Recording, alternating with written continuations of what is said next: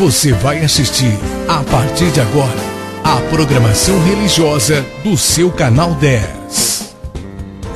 Pois o Deus da montanha é o mesmo do vale, não deixa só, velando está, nas tristezas, nas lutas, nos piores momentos, em suas mãos segurando estará. Queridos, graça e paz, Deus abençoe a sua vida, sua família, seu trabalho, seu emprego, seus negócios, sua empresa. Deus abençoe você. Desejo, e eu sei que quem está abençoando é Deus. Deus tira você de um sufoco, Deus tira você de uma tribulação, Deus tira você e te dá oportunidades novas, porque Deus é bom. Hoje eu quero ler 2 versículos. O primeiro está em João, capítulo 3, versículo 16. Vamos lá. Porque Deus tanto amou o mundo, que deu o seu Filho unigênito, para que todo o que nele crer não pereça, mas tenha a vida eterna. O outro versículo está em Romanos, capítulo 5, versículo número 8. Romanos 5, 8 diz: Mas Deus demonstra seu amor por nós. Cristo morreu em nosso favor quando ainda éramos pecadores. Muito bom. Primeiro versículo: Deus amou o mundo de uma tal maneira que deu seu Filho unigênito. E Romanos, capítulo 5, versículo 8 diz que Deus prova o seu amor para conosco em ter mandado Jesus, seu único Filho, morrer por nós. Tem uma versão que diz assim: mas Deus prova o seu próprio amor para conosco pelo fato de ter Cristo morrido por nós, sendo nós ainda pecadores. Então é uma demonstração se aquilo que ele falou é verdade ou não. Porque muitas vezes a gente fala uma coisa para os outros que não serve para a gente. Que não serve para a gente. A gente prega uma coisa para o outro, mas uma coisa que não vai servir para a gente, que não vai importar para a gente. A gente às vezes nem crê. Esse tipo de gente, na época de Jesus, dominava Jerusalém. Esse tipo de gente que falava uma coisa, mas não fazia. Punha muitos pesos, ou muito peso nas costas dos outros, e eles mesmos não carregavam aquilo. Eram os chamados fariseus. O farisaísmo tornou-se sinônimo de hipocrisia. O que é o hipócrita nesse sentido? Ele fala, mas ele não faz.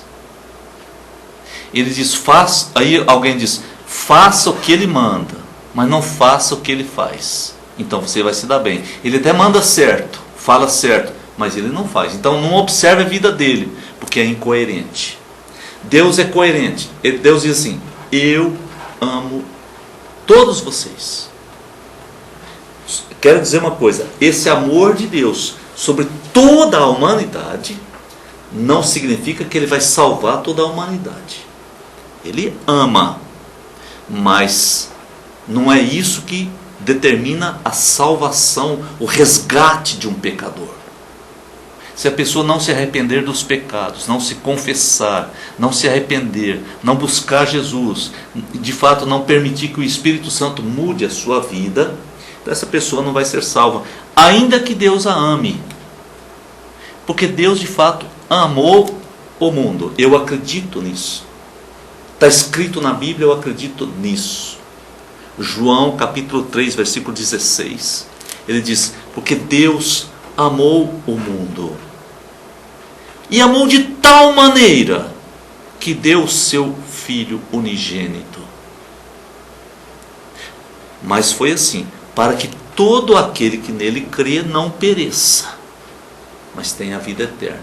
Todo aquele que nele crê. O que é crer? Você sabe discernir o que é crer? Querido, eu vou te fazer uma ilustração que eu escutei, achei muito interessante. O que é crer? Porque existem muitos níveis de crença e muitas crenças diferentes. O que é crer em Jesus? Um sujeito tinha esticado um cabo de aço entre dois prédios, e ele andava naquele cabo de aço para lá e para cá, com um guarda-chuva, com uma vara, sem nada. Ele era um espetáculo, e juntou muita gente vendo aquilo. É um espetáculo tremendo. Ele pegou um carrinho empurrado com a mão, talvez a rodinha fosse uma roda especial para andar no cabo de aço, tá? E ele atravessava. Então ele colocou 2, 3 sacos de cimento e empurrava aquilo e atravessava. O povo foi ficando admiradíssimo e batia palmas. Meu Deus! Então ele fez uma pergunta: vocês acreditam que eu consigo atravessar aqui colocando um homem dentro desse carrinho e empurrar esse homem, atravessar para lá e voltar? Todo mundo bateu palma dizendo: sim, acredito sim, tal, rei. E ele olhou para um homem mais próximo que estava vibrando e disse: eu acredito mesmo, você faz. Aí ele perguntou: qual é o seu nome? Meu nome, por exemplo, João. Meu nome é João. Então, João, vem aqui, eu vou colocar você no carrinho, vou te empurrar aqui, vou atravessar, você vai ter essa experiência. O João disse: não, eu não, eu não. Mas você não acredita? Acredito. Então vem, entra no carrinho. Ele diz: eu não. Eu não tenho coragem para isso, eu não confio, não entro. Você entendeu o que é crer? Então o João acreditava para o outro, para ele mesmo não.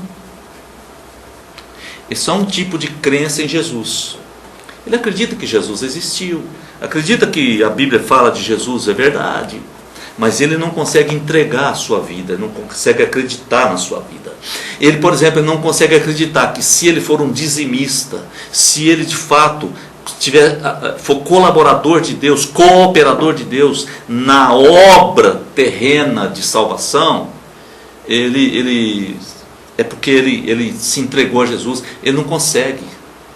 Ele não consegue abrir o coração para Deus. Ele não consegue. Ele acha que o seu dinheiro não pode ser dado. Ele acha que o seu dinheiro vai fazer falta. Ele não confia nesse Deus. Ele não acredita nesse Deus. Ele acredita de palavra, de conversa só. Então, quem crer e for batizado será salvo. Então, essa palavra crer, ela tem muitas nuances, muitas diferenças de tonalidades, de graus. E a pessoa pode crer em si mesma, a pessoa pode crer num ídolo, num Deus falso, ele pode crer numa deusa, num Deus, num nome.